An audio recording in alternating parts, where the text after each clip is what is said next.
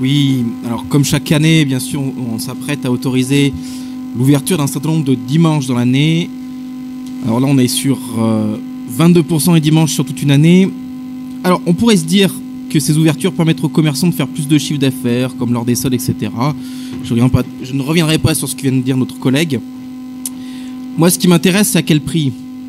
En effet, les grandes enseignes peuvent le permettre sans souci. Ils embaucheront des extras pour ces périodes.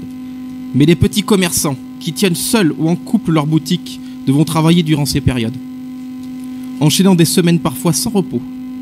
Pour nous, élus écologistes, le travail du dimanche dans le secteur des commerces du détail crée un trop fort déséquilibre entre les petites et les grandes enseignes pour que nous puissions l'accepter.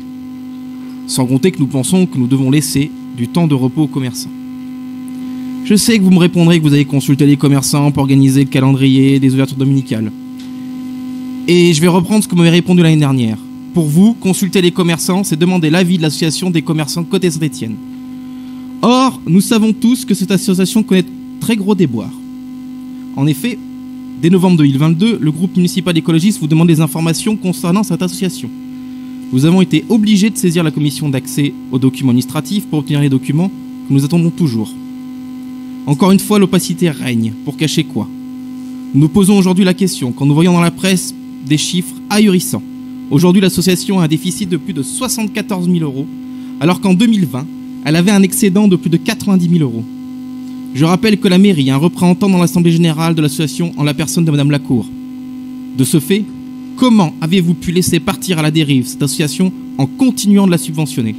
Et je ne parle pas de petites subventions, mais de nombres à 5 chiffres. Comment ne pas avoir vu ce qui se passait alors que cette association est hébergée dans les locaux du service commerce? Mais alors qu'avez-vous fait? Rien. En un an, vous avez laissé couler cette association tout en continuant à la subventionner, tout en cachant à l'opposition les informations concernant la gestion administrative et financière de l'association. Alors pourquoi? Pourquoi nous cacher les informations en refusant de nous les donner? Ici, comme dans d'autres dossiers, votre opacité laisse flotter la suspicion dans votre gestion des subventions d'association. Dans ce contexte, le groupe écologiste votera contre.